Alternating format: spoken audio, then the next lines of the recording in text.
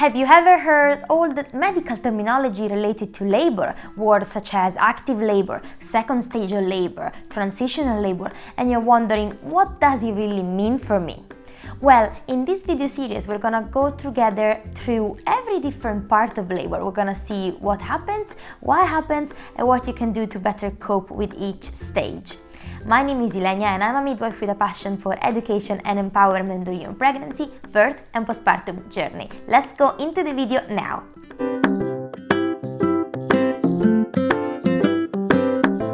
What is really labor? Labor is the process that brings women to have a baby at the end of it, alright? However, it can vary so much according to women, to the parity of the women, meaning how many babies they had, to the interval between the previous baby and the actual baby, and to so many also physical and environmental factors. Although we try to simplify and divide labor in stages, labor is really one big stage, and all the parts that we're gonna go talk into this series, they really flow one into another with no separate event. Sometimes you might not even have all the stages that I'm gonna talk about because it's really personal. So we're gonna go and start to talk about one of the stages that a lot of women have. Some women have it very long, some women have it very short. I'm talking about early labor. Early labor is that period of time where we start to see some cervical changes, meaning effacement and a little bit of dilatation, together with the conjunction of the start of building up of a regular pattern of contractions, meaning that you start to have some tightenings and some Braxton Hicks that become more regular and more intense, and you start to describe as uncomfortable or painful, and they start to become regular, meaning they have a pattern, they are recognizable. They start to be every 20 minutes and then they start to be every 15 minutes. They vary in length, but they're usually around 30 to 45 seconds, and you really can start to recognize a flow into it. You can understand that early labor is gonna last a while because your body is going through consistent changes. Your cervix is finally effacing and dilating, especially if it's your first baby. It has a lot of work to do. Your baby as well is starting to feel the tightenings around him or her. It's starting to rotate and to adjust better, to fit better in the pelvis. Therefore, there is so much that you and your body are doing, and obviously this process requires a lot of time. The length of early labor varies so much according to women. It is very subjective, it is poorly understood, and it is also linked to a lot of environmental factors and where a woman it is physically and mentally in which place she is when early labor starts. Early labor can last from as little as a few hours to as long as a few days, even 2 or 3 days sometimes. And there are things that you can do to speed up your early labor or to make early labor become active labor, and we're gonna go and see them. But at the same time, I want you to be prepared for the long haul. I want you to be prepared for an early labor that is going to last at least 12 hours, 18 hours, just so you are ready for it. And if it is less than what I'm telling you now, that's great. But at least if you are still in early labor after, half day or a day or two, then you are prepared for it and you know how to cope and how to manage it. The first thing you have to understand about early labor is that you have to try to spend as much of it as possible at home. And it's not because we don't want you in the hospital, but really because evidence says that spending early labor at home is what really gives you the best chance to achieve a normal spontaneous vaginal birth. It reduces intervention, it reduces the risk of cesarean section, of instrumental deliveries, and this is because it is so hard to understand when early labor becomes active labor. And if you end up going in the hospital too early and be diagnosed in active labor when you're really just still in early labor, then it's gonna negatively impact your outcomes possibly, because you're gonna be deemed in active labor before you even were in active labor. Therefore, you might be deemed having a slow progress or a poor progress of labor when really your labor was not even started. And this leads the cascade of intervention to start, and then it decreases your chance to have a normal delivery and a normal birth, free of interventions when you really didn't need them in the first place.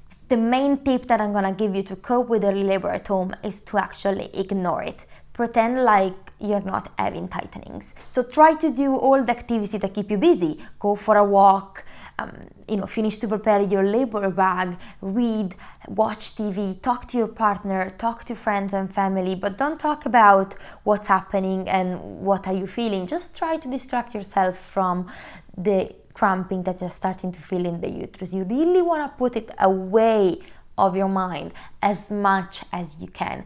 This is what really is gonna twist and it's gonna give you the best chance to be able to cope with early labor at home as much as you can.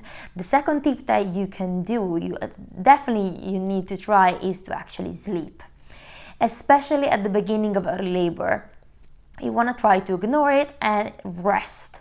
You don't know how long it's gonna last. Even if it's a short early labor, you don't know how long your active labor is gonna be. So try to rest and to gain as much energy as you can. It's like when you go for a long flight, like an 8-10 hours flight. If you go to sleep for half of the flight, you're gonna wake up thinking, oh my god, this flight, it was so short. Exactly the same thing for your early labor. If you're able to sleep through half of it, because the tightenings are uncomfortable but they're manageable, then you're gonna be so much better off. Once you're not able anymore to sleep or to distract yourself from early labor, then it's definitely worth to start to practice all the techniques that you've been learning during the antenatal classes, during the educational classes that you've been taking with me or with your midwife. Just because, again, you want to buy more time as possible. If you feel well and your baby's moving and there is no contraindications, try to be at home for as much as you can. So you want to start surrounding yourself with a nice and calm environment to promote oxytocin productions. So you want to dim the light, lower the voice, just being you and your partner or your doula or whoever you want to be with you. Try to walk, change position, stay active and mobile, but at the same time don't overdo it. Eat if you feel up to eat. Try to don't eat like greasy or heavy meals, light snacks, drink and some energy drinks, something that keeps your energy going, just because you want to keep the contractions going. At the same time, you want to keep your energies as well. You can go for a bath as well. That's a good moment to go for a shower or hot bath, especially if you're not sure if those contractions are becoming regular or not. Usually the hot water kind of relaxes your body. So if it is a prodromal labor still, then is when the contractions are gonna fade off and go. While if it is true early labor, then usually after the bath, you're gonna start to be more into active labor. You might start thinking about going into the hospital. Things that might happen in this phase are, for example, you lose your mucus plug. If you don't know what a mucus plug is, make sure you check my When to Go to the Hospital series. Your water might broke. Again, just go and watch the video where I talk about the water breaking, because that's another full topic. You might have intense back pain, especially if your baby is in a posterior position, meaning that baby gives the back to your back. Then it is when you're gonna start to feel menstrual cramps, those kind of back labor pains. And really you want to take advantage of these discomfort to try to rotate the baby before you go into active labor. And there are so many things that you can do to do that. You also might experience some nausea and vomiting. That's why I was saying you want to eat, but try to eat something light that you really want to eat. And you also might experience some diarrhea. Those are all good signs that your body just starting to cleanse and to prepare for the active stage of labor. What I really feel that gets women so disappointed with early labor is that they really claim that they've been in early labor for so many days, when really it was simply a prodromal labor. Prodromal labor and early labor are very easy to mistake because they're quite similar. The main difference is that prodromal labor never evolves into regular and constant tightenings that lead into what it is a regular pattern of labor. So you're gonna have contractions that they stay regular for an hour, maybe they stay every 20 minutes, and then they suddenly become every 30 minutes or every hour. They're basically just more intense Braxton Hicks, but they never progress into being the regular recognizable contractions of early labor. You might also have a lot of discharges, like vaginal discharge really increased during prodromal labor, but you're not gonna see the mucus plug. Or sometimes you see the mucus plug, but then again, the contractions are not regular.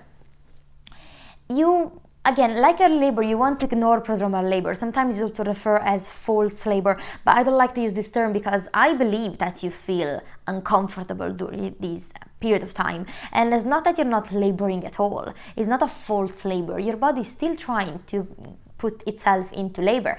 It's just not quite ready yet. So it's giving you a few trials, it starts and stops.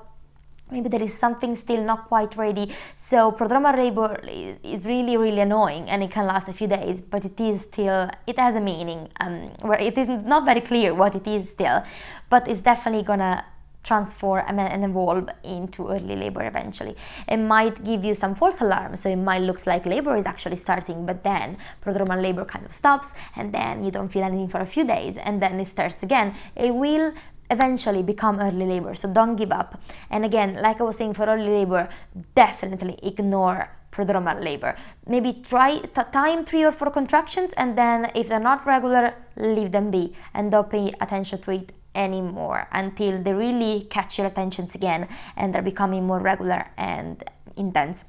And then you want to start to act and to do what all of the measures that we've been saying in this video on how to cope with early labor at home. But until that point, please don't count early labor, completely ignore it. Some women might not even experience prodromal labor at all. Some women, they describe it just simple like Braxton Hicks contractions, that they never evolve into anything stronger. It is quite personal and subjective. Unfortunately, some women have these intense and tiring prodromal labor. That's why it's so important that you try to rest for the true early labor when it is the beginning of it.